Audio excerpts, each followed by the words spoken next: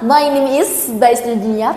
Pada kali ini aku akan sharing 3 kisah-kisah menarik dari buku yang aku baca.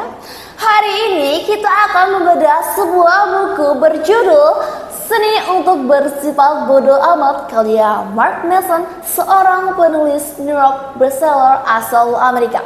Mark Manson ini sangat terkenal dengan nasihat-nasihat hidup yang bisa dibilang berdasarkan penelitian, pragmatis, dan apa adanya.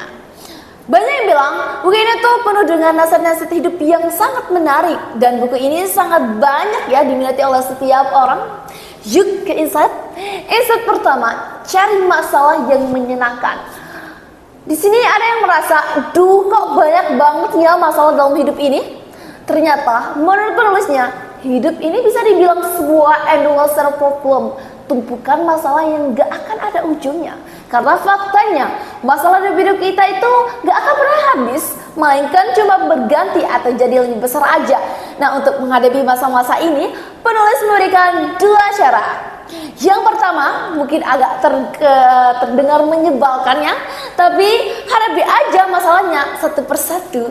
Biasanya kita memilih untuk menghindari masalah karena kita tidak mempunyai keberanian dan kepercayaan bahwa kita tuh sebenarnya bisa loh menghadapi masalah tersebut. Padahal nih, menurut Mark Manson itu sendiri, solusinya adalah di proses kontensinya. Karena ketika kita menghindari suatu masalah, kita malah menepati diri di siklus ketakutan yang akan menjadi sumber dari masalah baru lagi. Jadi, jangan menghindari masalah di awal, karena itu dapat membuat masalah yang baru dalam hidupmu. Yang kedua, coba deh kita ubah cara berpikir kita. Mindsetnya dari gimana sih cara menghilangkan masalah ini menjadi apa ya masalah yang membuatku excited. Manson berpendapat bahwa sebenarnya ada beberapa masalah di hidup kita yang sifatnya tuh illusion, membuat kondisi terasa jadi bertumpuk-tumpuk, berantakan dan kusut. Sebenarnya masalah itu memang gak bisa kita hindari, tapi arti dari masalah itu bisa fleksibel. Insight kedua adalah simpan energi kalian untuk hal-hal yang memang penting. Jadi ada quotes di buku ini yang menurut aku bagus dan sangat menggambarkan esensi dari bukunya. Jangan bersikap bodoh amat ke semua hal, tapi ke hal-hal yang memang kurang penting aja. Kayak misalnya di umur 20 tahunan, kita menganggap semua hal penting dan kita ingin berubah mengikuti ekspektasi dan omongan-omongan orang lain. Karena di umur itu memang kita sedang dalam proses mencari identitas diri. Penulis mengajak kita untuk lebih selektif dalam memilih hal-hal yang kita pedulikan. Dengan begini, pasti hidup kita akan terasa lebih simple dan enjoy. Kalau untuk penulisnya, hal yang dia prioritaskan adalah keluarga, pertemanan, dan permainan golfnya. Dan kalau aku mungkin hubungan dengan orang-orang yang terdekat, belajar dan berkarya yang ada dampaknya. Nah, untuk kalian gimana? Coba deh pikirkan. Insight ketiga, nikmati momen-momen yang biasa aja.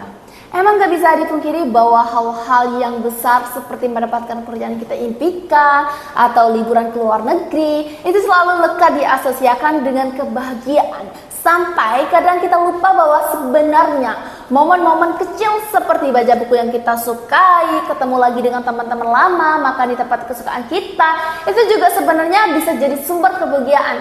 Kadang momen kecil itu yang berharga, benar tidak?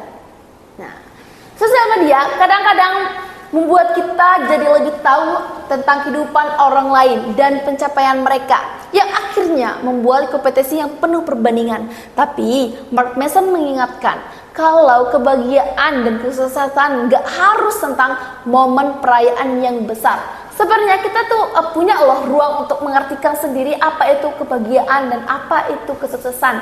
Dan selama kita happy menjalankan apa yang kita ingin jalankan, gak ada yang bilang bahwa kita tuh gak sukses dan happy dalam menjalankan hidup kita sendiri. Satu lagi reminder oleh penulisnya yang juga lumayan powerful menurut aku.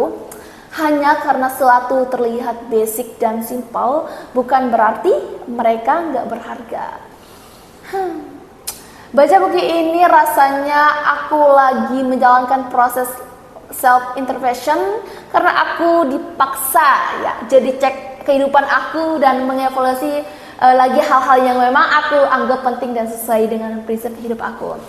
Menurut aku penting untuk kita mengakui ada kalanya hidup tuh nggak selalu sesuai dengan harapan kita. Dan ya emang begitulah adanya.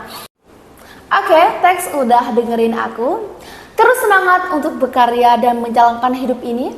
Ada quote dari aku, hidup bukan untuk dikeluhkan, namun hidup untuk diperjuangkan. Thanks for watching, bye!